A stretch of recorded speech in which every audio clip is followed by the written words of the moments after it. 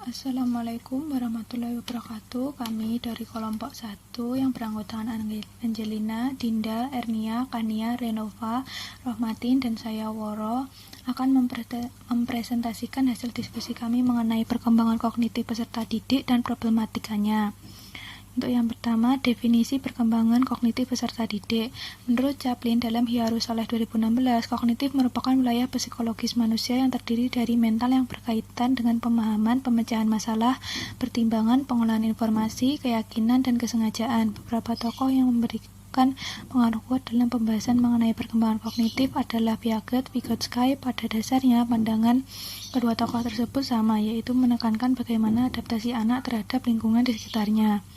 Pandangan Piaget terhadap perkembangan kognitif adalah bagaimana anak beradaptasi dan menginterpretasikan objek dan kejadian-kejadian di sekitarnya. Memahami perkembangan kognitif Piaget, terdapat 6 kata kunci atau konsep pokok dari perkembangan kognitif, yaitu pola, asimilasi, akomodasi, operasi, struktur kognitif, dan equilibrium. Pandangan Vygotsky pada perkembangan kognitif menekankan pentingnya hubungan individu dengan lingkungannya secara kooperatif dan dalam bimbingan orang yang lebih mampu, guru atau orang dewasa. Berkaitan dengan perkembangan kognitif, Vygotsky mengemukakan 2 ide. Yang pertama, perkembangan kognitif dapat dipahami hanya dalam konteks budaya dan sejarah pengalaman anak. Yang kedua, Vygotsky mempercayai bahwa perkembangan kognitif bergantung pada sistem tanda setiap individu selalu berkembang. Sistem tanda yang dimaksud adalah simbol-simbol yang secara budaya diciptakan untuk membantu seseorang berpikir, berkomunikasi, dan memecahkan masalah, misalnya budaya bahasa, sistem tulisan, dan sistem perhitungan. Selanjutnya adalah karakteristik. Secara umum, ada 2 karakteristik yang termasuk dalam aktivitas kognitif, yaitu ditandai adanya mengingat dan berpikir. Mengingat. Menurut Charlito, mengingat adalah perbuatan menyimpan hal-hal yang sudah pernah diketahui untuk pada suatu saat lain dikeluarkan dan digunakan kembali. Bentuk mengingat yang paling utama adalah reproduksi pengetahuan. Contohnya ketika seorang siswa diminta oleh gurunya untuk menjelaskan kembali suatu pengetahuan yang telah dipelajari atau diperoleh selama belajar. Yang B, berpikir. Pada saat berpikir, anak dihadapkan pada objek-objek yang diwakili dengan kesadaran. Dalam berpikir, objek hadir dalam bentuk representasi. Bentuk-bentuk representasi yang utama adalah tanggapan, pengertian, atau konsep dan lambang verbal. Selanjutnya, Mujito mengemukakan ada 9 karakteristik perkembangan kognitif. Yang pertama, dapat memahami konsep makna yang berlawanan seperti kosong penuh, ringan berat suatu benda. Yang kedua, dapat membedakan bentuk geometri seperti lingkaran, persegi, dan segitiga dengan objek nyata atau melalui visualisasi gambar. Yang ketiga, dapat menumpuk balok atau gelang-gelang sesuai ukuran secara berurutan. Yang keempat, dapat mengelompokkan benda yang memiliki persamaan warna, bentuk, dan juga ukuran. Yang kelima, dapat mengelompokkan benda dan mampu memahami sebab akibat. Yang keenam, dapat merangkai kegiatan sehari-hari dan menunjukkan kapan setiap kegiatan itu dilakukan. Yang ketujuh, menceritakan kembali 3 gagasan utama dari suatu cerita. Yang kedelapan, mengenali dan membaca tulisan sesuai gambar yang sering dilihat di rumah atau di sekolah. Yang kesembilan, mengenali dan menyebutkan angka 1 sampai 10. Baik, selanjutnya saya akan menjelaskan tentang implikasi perkembangan kognitif dalam pendidikan. Teresa M., MC David, dan Jenny Ellis Omroth 2002 menyebutkan beberapa implikasi teori Piaget tentang perkembangan kognitif bagi guru-guru di sekolah sebagai berikut. Yang pertama, memberikan kesempatan kepada peserta didik melakukan eksperimen terhadap objek-objek fisik dan fenomena-fenomena alam. Yang kedua, mengeksplorasi kemampuan penalaran dengan mengajukan pertanyaan-pertanyaan atau pemberian tugas atau pemecahan masalah. Yang ketiga, tahap-tahap perkembangan kognitif Piaget menjadi acuan dalam menginterpretasikan tingkah laku siswa dan mengembangkan rencana pelajaran.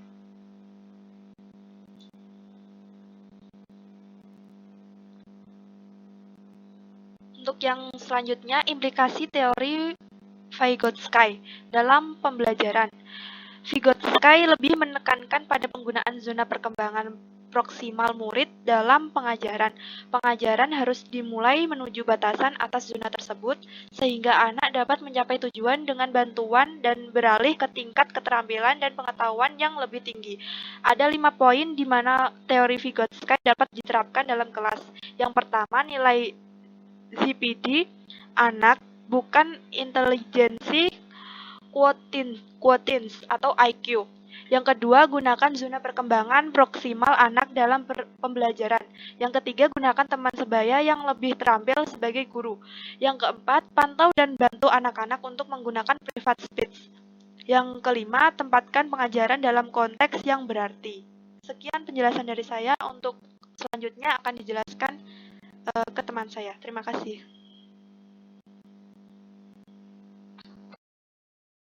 Selanjutnya, faktor-faktor yang mempengaruhi perkembangan kognitif.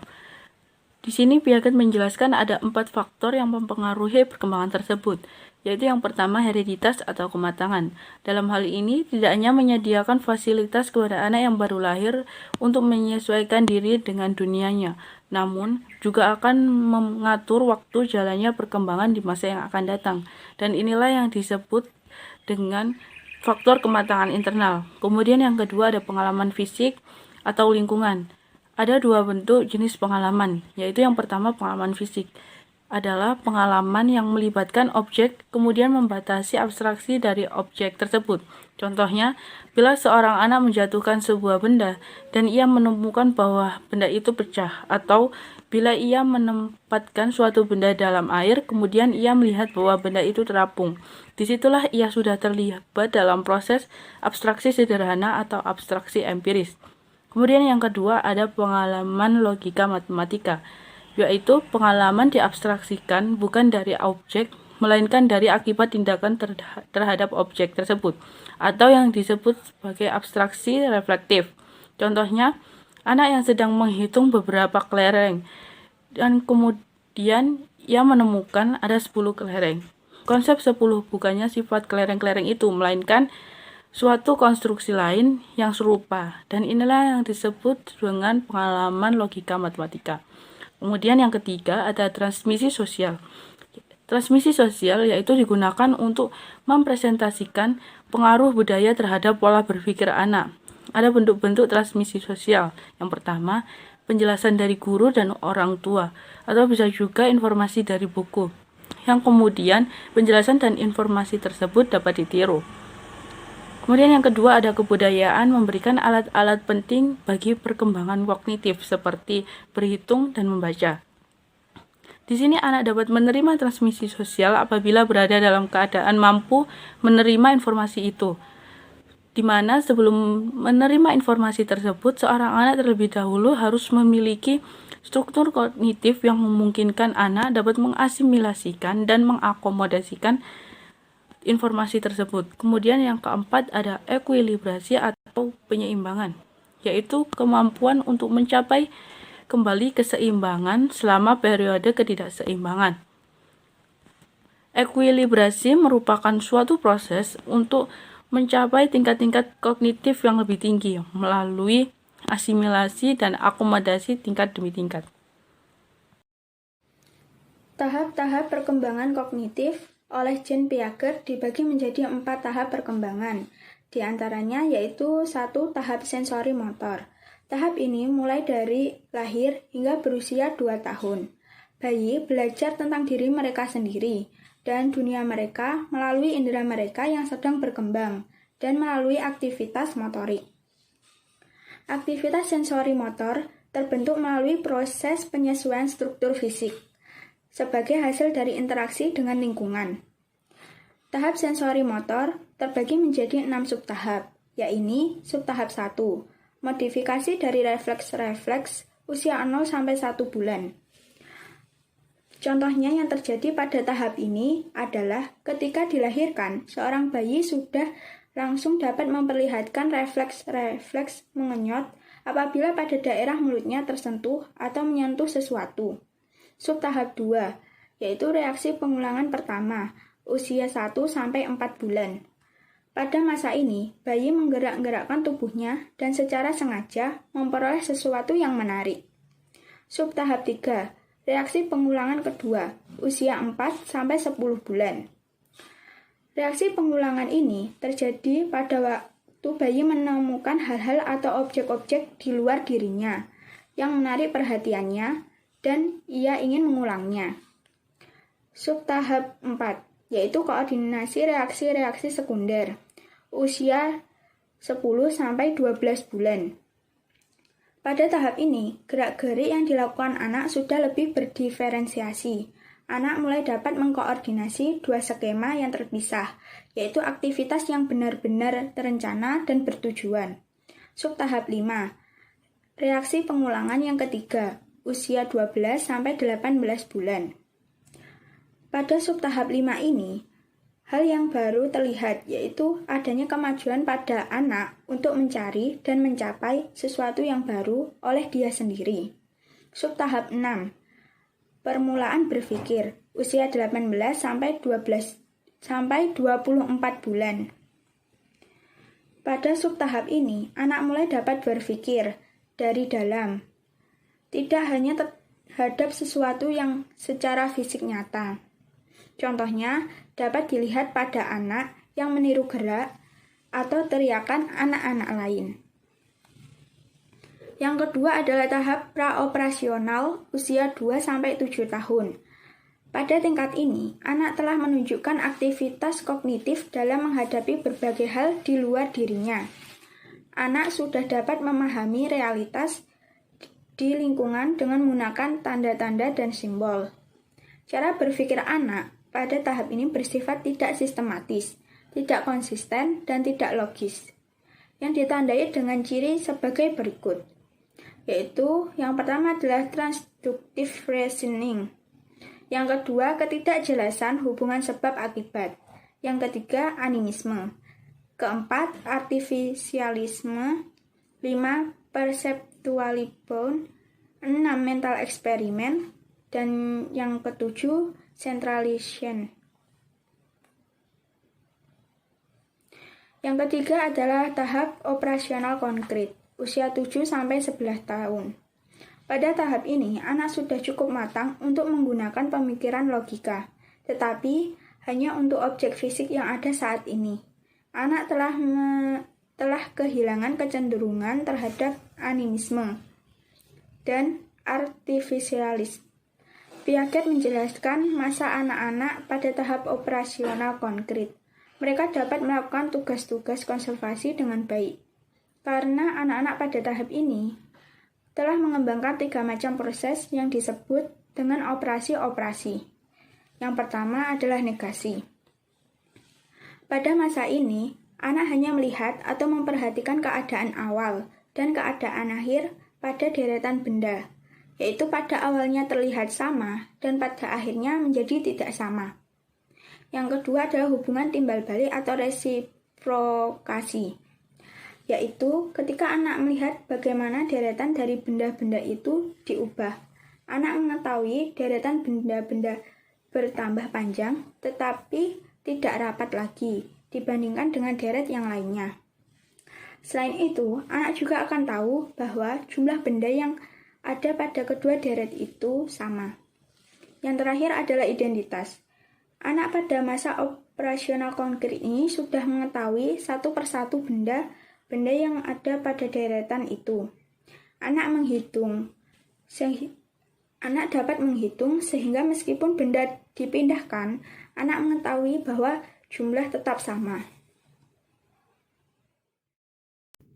Baik, pada tahap selanjutnya yakni tentang tahap operasional formal. Pada tahap ini anak dapat mengembangkan kemampuan kognitif untuk berpikir abstrak dan hipotesis. Kemudian, anak dapat memikirkan hal-hal apa yang akan atau mungkin terjadi. Mereka pun sudah dapat berpikir sistematik.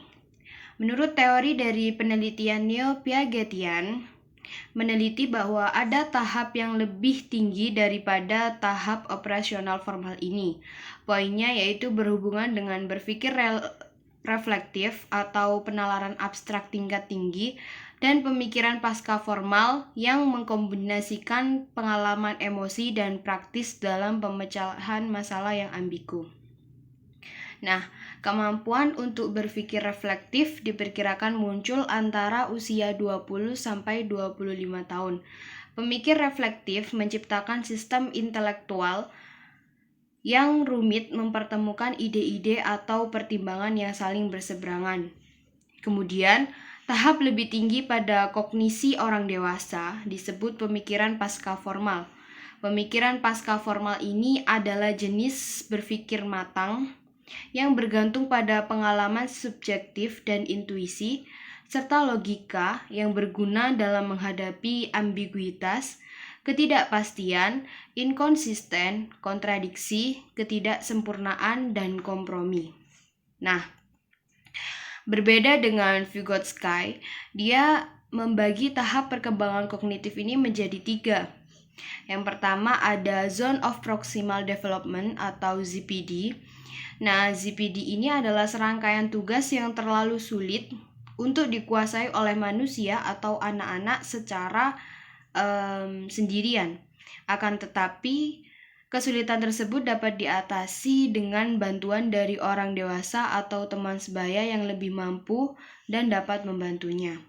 Kemudian yang kedua ada scaffolding.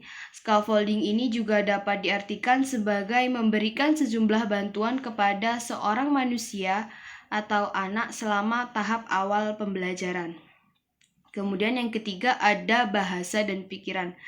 Bahasa dan pikiran ini menurut Vygotsky juga dibagi menjadi 2 macam, yaitu ada private speech dan inner speech. Private speech sendiri atau percakapan sendiri yang kita kenal sebagai bergumam merupakan kebiasaan anak berbicara dengan keras pada dirinya sendiri tanpa bermaksud berbicara dengan orang lain. Hal ini normal terjadi ketika anak usia 3-5 tahun. Kemudian yang kedua ada inner speech, adalah anak yang menggunakan kemampuan berbicara sendiri tidak untuk interaksi dengan orang di sekitar saja, melainkan untuk merencanakan dan mengendalikan perilakunya. Selanjutnya, problematika perkembangan kognitif. Dalam perkembangan kognitifnya, anak harus senantiasa dibimbing oleh orang tua dan orang-orang di sekitarnya untuk mencapai perkembangan yang optimal. Namun pada kenyataannya, banyak orang tua yang belum mengetahui problematika anak dalam perkembangan kognitifnya.